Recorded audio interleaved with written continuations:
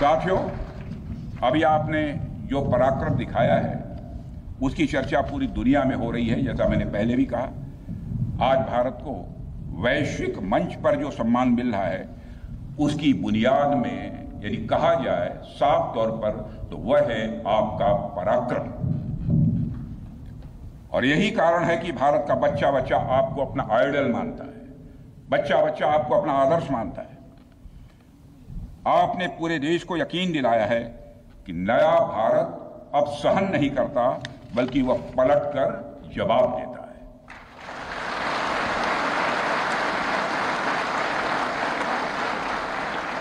मैं चाहे जितना कुछ भी बोलूं, लेकिन मेरे शब्द आपके कार्य को मापने में असमर्थ होंगे।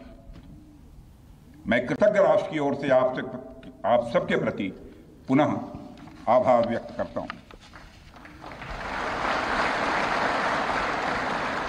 साथियों, अब आतंकवाद के विरुद्ध लड़ाई केवल सुरक्षा का विषय नहीं बल्कि नेशनल डिफेंस डॉक्ट्रिन का यह हिस्सा बन चुकी है।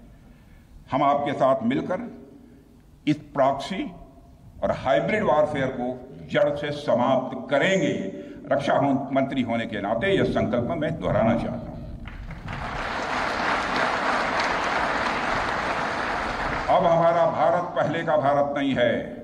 प्रधानमंत्री के नेतृत्व का यह नया भारत का जन्म हो चुका है। मेरे बहनों भाइयों, हम हमारे आराध्य श्री राम के उस मार्ग का अनुसरण करते हुए आगे बढ़ रहे हैं जिसमें वह आसुरी शक्तियों के विनाश का प्रण लेते हैं। निश्चरहीन करऊं मही भुज उठाई पण कीन, अर्थात जिस प्रकार भगवान राम ने अपनी भुजाओं को उठाकर धरती को राक्षस विहीन करने का प्रण लिया था, ठीक उसी प्रकार श्री राम के आदर्शों का पालन करते हुए हमने भी आतंकवाद को जड़ से समाप्त करने का संकल्प लिया है।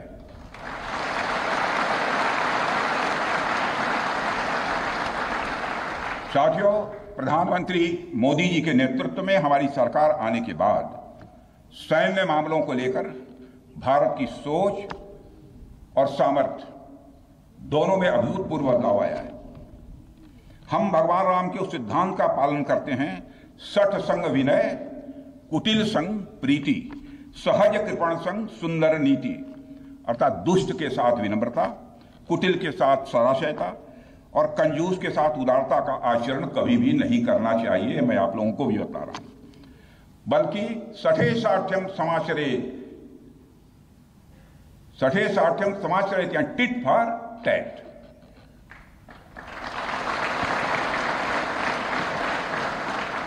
साथियों, ऑपरेशन सिंदूर ने यह स्पष्ट संदेश दे दिया है कि हमने शांति के लिए जितना अपना दिल खोल कर रखा है, शांति को नष्ट करने वालों के विरुद्ध उतना ही अपना हाथ भी खोल कर रखा है। साथियों, एक और बात मैं यहां साफ कहना चाहूंगा कि ऑपरेशन सिंदूर अभी खत्म नहीं हुआ है। जो कुछ भी हुआ है वह सिर्फ एक ट्रेलर मात्र था। अब जब भी सही समय आएगा तो हम पूरी पिक्चर भी दुनिया को दिखाएंगे।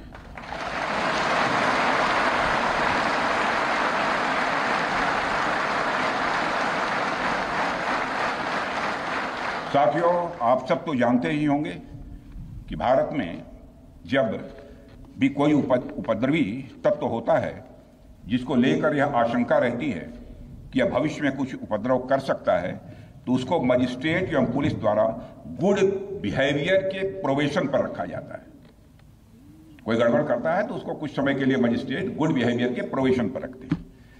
अगर वह व्यक्ति प्रोबेशन के दौरान कोई भी शरारत करता है तो उसे उचित दंड भी दिया जाता है। ठीक उसी तरह वर्तमान सीज फायर में हमने पाकिस्तान को बिहेवियर के आधार पर अभी प्रोबेशन पर रखा हुआ है। यदि उसका बिहेवियर सुधरता है तब तो ठीक, और यदि बिहेवियर में फिर से गड़बड़ी आती है तो उसको कड़े से कड़ा दंड दिया जाएगा।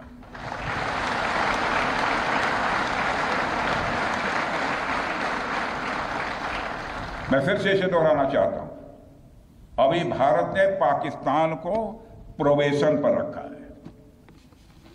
वैसे भी माननीय प्रधानमंत्री ने हाल ही में एक बात बहुत साफ कही है कि आतंक प्रहार अब न्यू नॉर्मल है, यह न्यू इंडिया का न्यू नॉर्मल है। अब हमने साफ कर दिया है कि हमारी संप्रभुता को यदि कोई नुकसान पहुंचाएगा तो अब प्रहार भी झेलेगा। आतंकवाद का हम लाउडर और स्ट्रांगर जवाब देने के लिए तैयार हैं। साथियों, मैं जब देश के अलग अलग हिस्सों में जाता हूं तो एक बात हर जगह सुनने को मिलती है कि हमें हमारी सेनाओं पर गर्व है। और क्यों न हो, आप सबने अपने पराक्रम से, अपने शौर्य से पूरे देश के दिल में एक अपनी खास जगह बनाई है। लेकिन क्या सिर्फ गर्व और सम्मान ही काफी है? मेरा मानना है कि नहीं। साथियों, कुछ साल पहले हम दुनिया से हथियार खरीदते थे, आज हम खुद बना रहे हैं बहुत सारे हथियार। कुछ लेते भी हैं, artillery systems, radar systems, missile shields, drones और काउंटर ड्रोन्स जैसे साजो सामान आज हम भारत में ही मैन्युफैक्चर कर रहे हैं। हम इंपोर्टर से एक्सपोर्टर बन रहे हैं और यह केवल शुरुआत भी है, केवल शुरुआत भर है। मैं आप सबको एक बार फिर ऑपरेशन सिंदूर की सफलता पर तहे दिल बधाई देता हूं। और मैं बस इतना कहूंगा कि आपके पराक्रम ने यह दिखा दिया है कि यह वो सिंदूर है, यह वो सिंदूर है जो श्रृंगार का नहीं बल्कि शौर्य का प्रतीक है। यह वह सिंदूर है जो सौंदर्य का नहीं बल्कि संकल्प का प्रतीक है। यह सिंदूर खतरे की वह लाल लकीर है, यह सिंदूर खतरे की वह लाल लकीर है जो भारत ने अब आतंकवाद के माथे पर खींच दी है।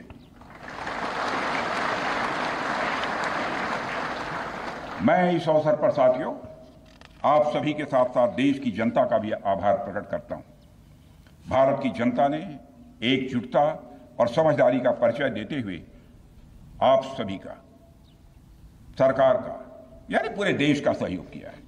इस लड़ाई में न केवल सरकार, आर्म फोर्सेस और सुरक्षा बल, सभी नागरिक एकजुट थे और मैं कह सकता हूं कि भारत का हर नागरिक इसमें सिपाही की तरह भागीदार था।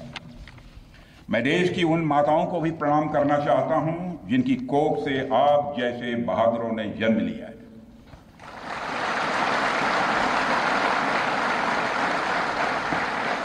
मैं उन परिवारों को भी नमन करता हूं जिन्होंने आपको पाला पोसा और बिना किसी हिचक के राष्ट्र की सेवा के लिए आपको समर्पित कर दिया।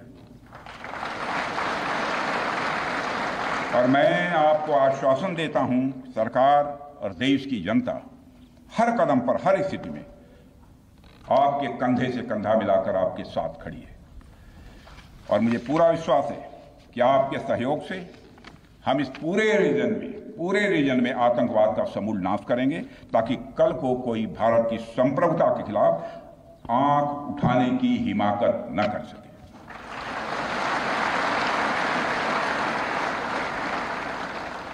साथियों, मैं कहना चाहूंगा कि भारत की सेना ने जो अदम्य शौर्य दिखाया है और सरकार ने जो अद्भुत कूटनीतिक परिदृश्य बनाया है, मैं फिर से दोहराना चाहूंगा, भारत की सेना ने जो अदम्य शौर्य दिखाया है और सरकार ने जो अद्भुत कूटनीतिक परिदृश्य बनाया है, उसके आधार पर मेरे बहादुर जवानों, आप आश्वस्त रहिए कि भारत के भविष्य का सूर्य प्रखरता के साथ उदित होने वाला है और यह सब रात के टिमटिमाते हुए नक्षत्रों की तरह बुझने वाले हैं। इसलिए आज मैं कह रहा हूं, सेनानी करो प्रयाण अभय, सेनानी करो प्रयाण अभय, भावी इतिहास तुम्हारा है, सब नखत अमा के बुझते हैं, सारा आकाश तुम्हारा है। इन्हीं शब्दों के साथ पुनः आप सबके प्रति आभार व्यक्त करते हुए और साथ ही आपके सभी परिवार के सदस्यों के प्रति कृतज्ञता ज्ञापित करते हुए, उनके प्रति हृदय से सम्मान की अभिव्यक्ति करते हुए अपना निवेदन समाप्त करता हूं। बोलिए भारत माता की, भारत माता की। बोले शो निहाल। और तेज बोले शो निहाल। भारत माता की। धन्यवाद। तो आप सुन रहे थे रक्षा मंत्री राजनाथ सिंह को गुजरात के भुज एयरपोर्ट बेस पहुंचे और वहां पर उन्होंने सेनाओं का, जवानों का हौसला बढ़ाया और साफ तौर पर कहा कि भारत की सेना ने जो पराक्रम दिखाया है पूरे विश्व में इसका डंका बजा है।